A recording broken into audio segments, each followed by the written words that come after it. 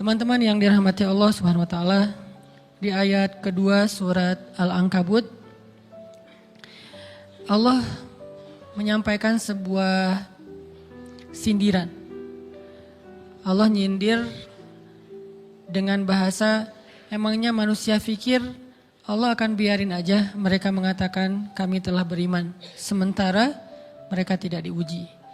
Ini Allah lagi menyindir orang-orang yang selama ini berputus asa setelah beriman, berputus asa setelah berhijrah, berputus asa dan mengeluh setelah bertaubat. Allah lagi nyindir mereka nih. Seolah-olah Allah bilang, kenapa setelah kalian beriman malah kalian masih berkeluh kesah? Kenapa kalian setelah bertaubat malah menjadi ragu kepada Allah? Kenapa kalian setelah berhijrah malah jadi labil?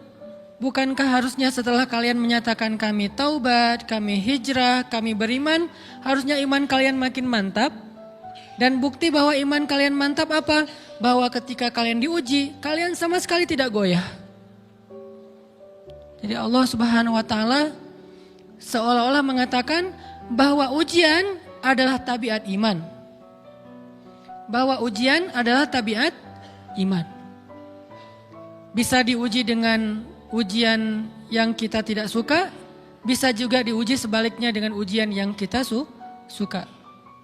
Bisa diuji dengan ujian yang sifatnya fisik, bisa diuji dengan ujian yang sifatnya harta, bisa juga diuji yang lebih berat lagi dengan ujian yang sifatnya perasaan. Yang jelas, semuanya diuji. Bisa diuji dengan ujian musibah, bisa juga diuji dengan godaan-godaan dari syaitan yang melalui hawa nafsu kita. Bisa diuji dengan kemarahan, dipancing oleh orang lain untuk marah, dipancing di sosmed untuk ngebalas komen-komen mereka, dipancing untuk berdebat, dipancing untuk akhirnya kita saling menjudge, saling menjatuhkan, saling menjelekkan. Ini semuanya bentuknya ujian. Makanya Allah Subhanahu wa taala mengatakan di pembukaan surat Al-Ankabut, kalau ujian itu adalah tabiat iman. Ujian dan keimanan itu nggak bisa dipisahkan. Apa hubungan antara iman dengan sabar? Sehingga Allah Subhanahu wa taala menilai keimanan seseorang itu dengan cara mengujinya. Apa hubungan antara iman dengan sabar? Ternyata ciri yang paling jelas orang yang imannya baik adalah sabarnya. Makin baik imannya, harusnya makin kuat kesabarannya. Jadi orang yang paling beriman itu tidak dilihat dari wawasan agamanya.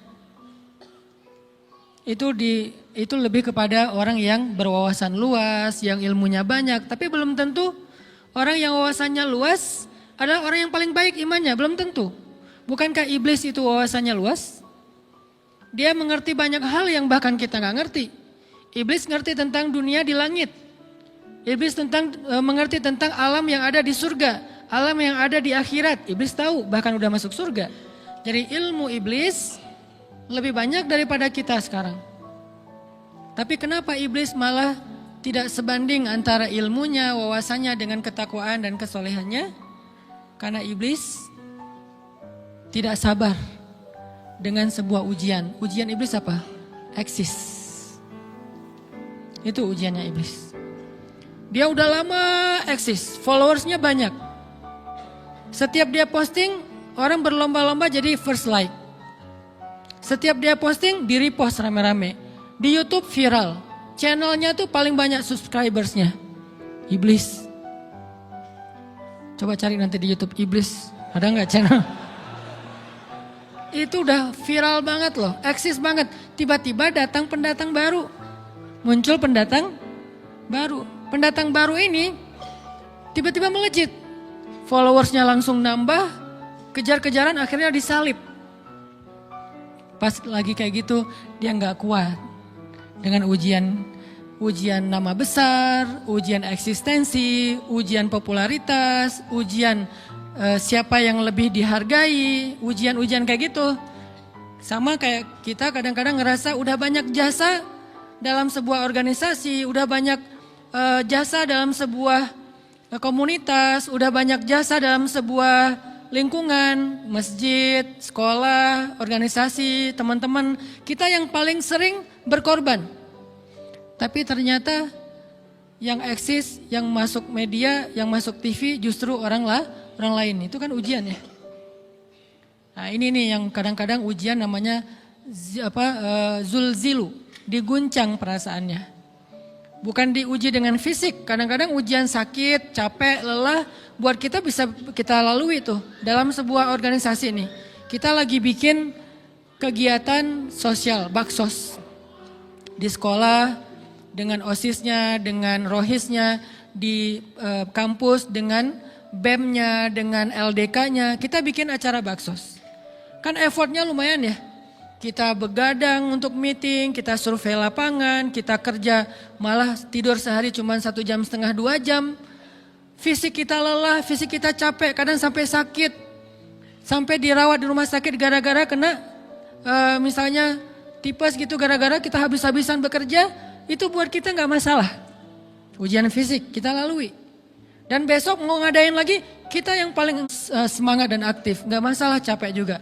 Gak masalah juga kita lelah. Gak masalah kurang tidur. Gak masalah berjalan jauh. Gak masalah. Satu, ujian harta. Kita yang justru nombokin. Kita yang nalangin dulu modal-modal untuk kegiatan-kegiatan tersebut. Kalau ternyata gak tercover dananya, akhirnya gak bisa dibalikin talangan kita. Gak apa-apa, kita ikhlas. Kita berkorban dengan harta kita. Butuh apa? Saya bayarin. Butuh apa? Kita lewatin ujian harta, tapi begitu ujian perasaan, kita udah capek, lelah, kurang tidur, nombokin, nalangin, habis-habisan, ternyata teman kita yang jadi ketua panitia ada kadang cuma masalah itu doang, atau dia yang jadi PR-nya. Yang namanya PR ketika diliput oleh media kan dia yang muncul mukanya kan, akhirnya diundang oleh misalnya hitam putih lah atau apalah, kok dia yang muncul di sana, atau diundang berdua, tapi sampai di sana dia yang banyak ngomong, kita diam aja. Pulang-pulang pundung. Begitu besok mau ngadain lagi, udah gak mau terlibat. Left group. Kenapa itu terjadi? Ujian zulzilu, perasaan. Itu yang dialamin oleh iblis. Iblis rela banget disuruh beribadah, sujud beribu-ribu tahun, kuat iblis. Kalau kita mungkin jidatnya hitam, kalau iblis mungkin udah kepala-kepalanya hitam, saking rajinnya sujud. Wah, ibadahnya udah ribuan tahun. Iblis disuruh berkorban dengan harta yang dia miliki, dia kasih aja semuanya. Tapi kalau disuruh dia ngalah dari Adam untuk memimpin alamin, menjadi khalifatullahi fil ard, menjadi pemimpin wakilnya Allah di muka bumi, buat iblis ini berat. Kenapa dia? Ana khairum min, saya lebih baik daripada dia. Saya lebih senior daripada dia. Saya lebih sehat daripada dia, saya lebih keren daripada dia, saya lebih. Ujian emosional, ujian ego, ujian perasaan, itu yang lebih berat buat kita. Kadang sakit dan dirugiin orang lain, teman segala macam kita masih oke lah. Selama ini asal kita ngumpul selalu gua yang bayarin, oke deh gak usah dibahas. Baru dibahas nanti pas sakit hati. Kalau belum sakit hati kan gak dibahas kan? Gak apa-apa deh kita terus yang bayarin, kita traktirin ngopi apa segala macam. Gak pernah dibahas. Kebersit sih di benak kita, cuman gak mau dibahas. Kenapa? Udahlah biarin aja, easy going. Kemudian kayak kita yang capek harus rempong sana kemari segala macam. Selalu acaranya di rumah kita, akhirnya kita yang bayarin, kita yang rempong, nyiapin segala macam, bebersih sendiri. Tapi begitu ada yang nyakitin perasaan kita sedikit aja, semua itu balik lagi. Dari dulu ya, nah keluar kan? Kenapa? Dipancing oleh ujian perasaan. Jadi ternyata yang paling berat itu adalah zulzilu, diguncang perasaannya. Kita kadang-kadang habis-habisan buat seseorang, gak masalah. Hujan-hujanan dia yang pakai jas hujan, kita gak pakai apa-apa, gak apa-apa. Sakit-sakitan juga, dikerok dan segala macam, biarin aja. Kalau perlu misalnya kalau bannya lagi kempes, dia naik Grab, kita dorong-dorong motor terus cari tempat segala macam sampai tengah malam, nggak apa-apa deh buat dia. Apa sih yang nggak buat kamu? Begitu dia selingkuh, keluar semuanya. Mulai list report keuangan. Wah dulu sekian, sampai uang receh-receh juga dihitung kan ya. Kenapa bisa kayak gitu? Perasaan kan? Nah ini nih yang kita coba belajar. Mungkin malam ini kita lebih banyak membahas tentang sabar terhadap ujian perasaan. Karena banyak macam-macam ujian. Nah, gimana kita memanage perasaan kita? Gimana cara kita merecovery perasaan kita dengan bab sabar? Insya Allah nanti akan kita lanjutkan setelah selesai sholat isya. Barakallah. Bismillahirrahmanirrahim. Teman-teman yang dirahmati Allah Subhanahu wa taala, kita lanjutkan tentang masalah sabar.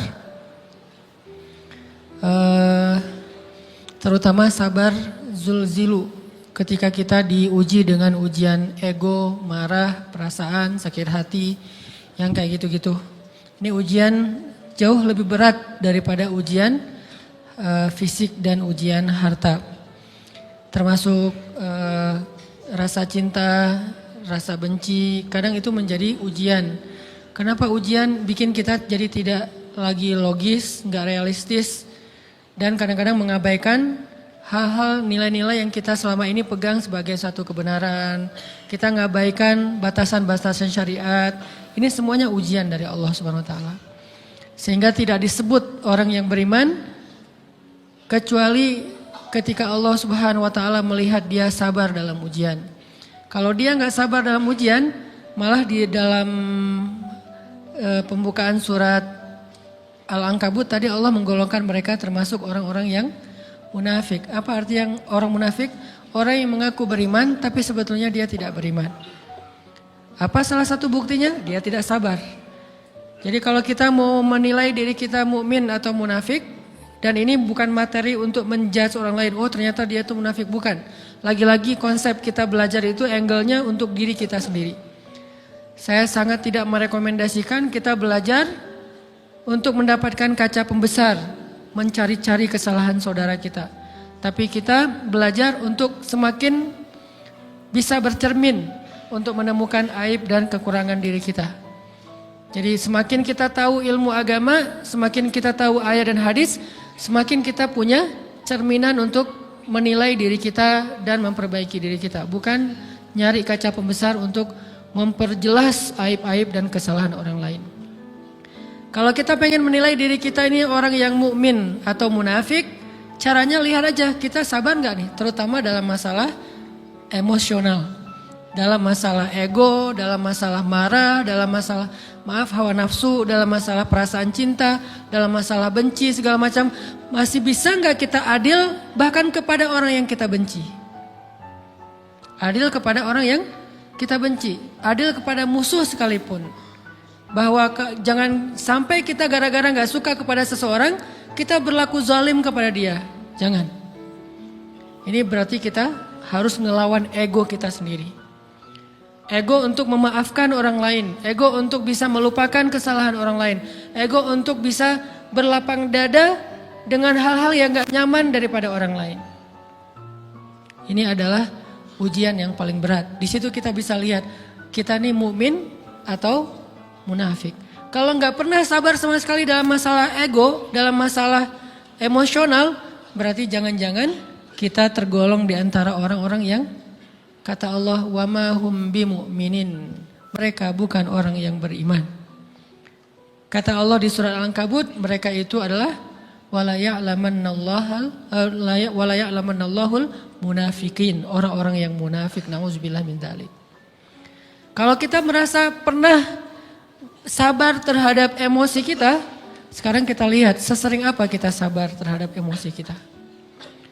Maka derajat seorang mukmin tergantung tingkat kesabarannya. Ada yang orang sabar hanya kalau disakiti dengan satu kata.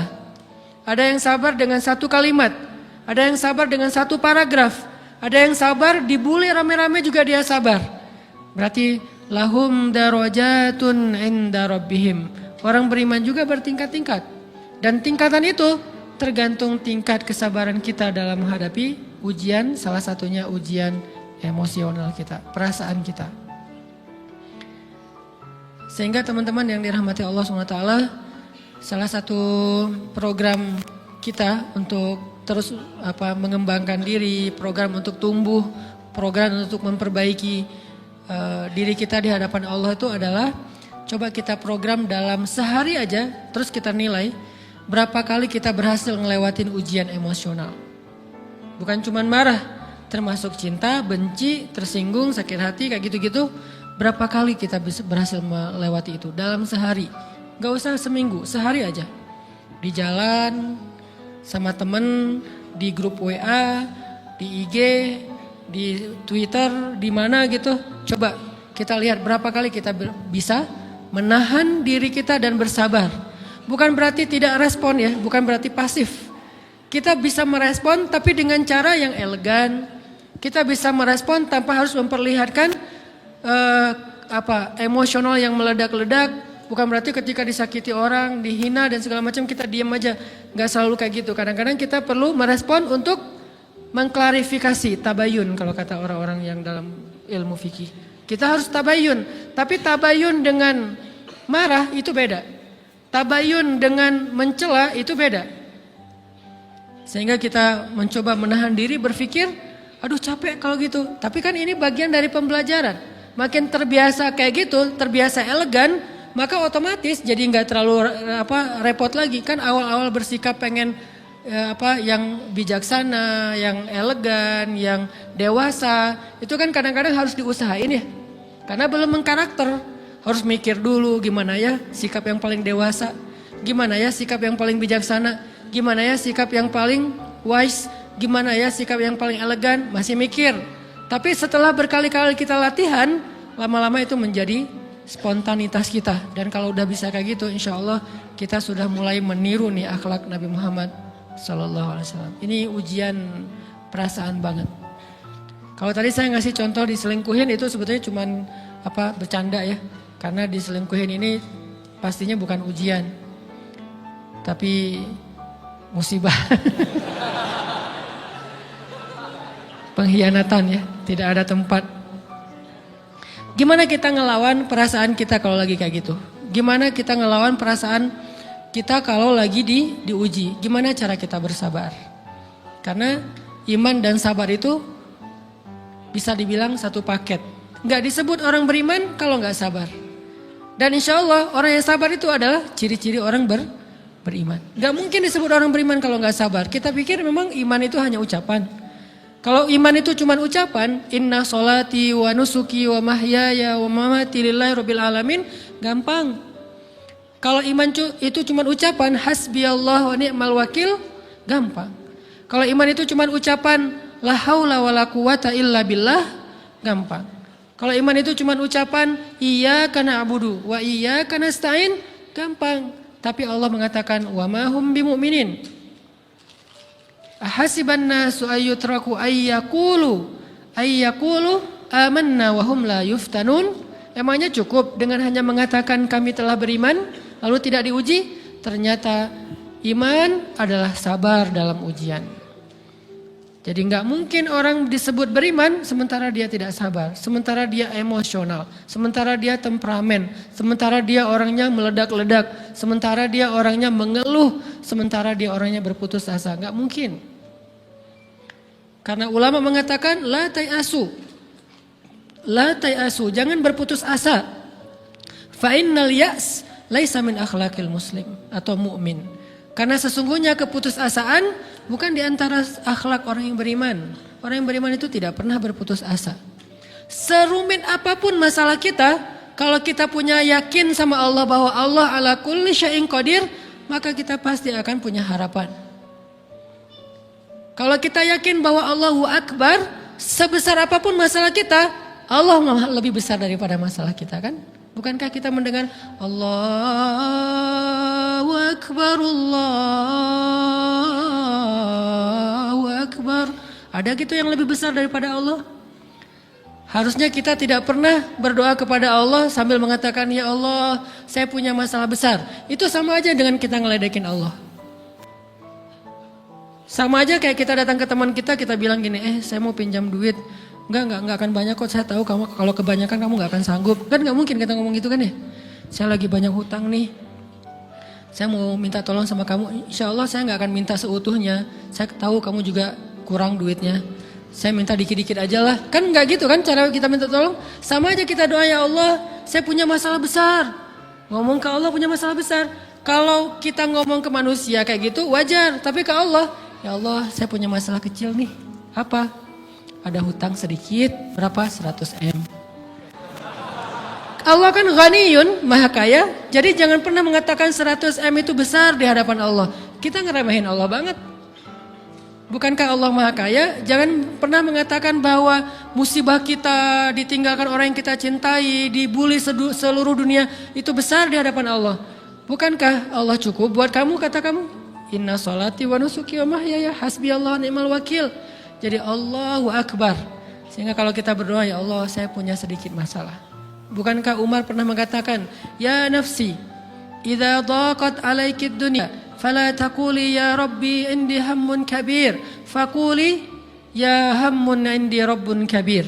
Wahai jiwaku, kalau kamu merasakan kesempitan, kegalauan, bingung, sakit, jangan pernah kamu mengatakan ya Rabbi saya punya masalah besar, tapi katakanlah wahai masalah saya punya Rabb yang maha besar. Iman dan harapan, berharap itu nggak bisa dipisahkan. Iman dan sabar itu nggak bisa dipisahkan. Iman dan berserah diri atau menyerahkan urusannya, tawakul atau kita nyebutnya tawakal, nggak bisa dipisahkan. Bagaimana kita mau menyebut diri kita mukmin sementara kita nggak sabar ketika diuji dengan perasaan?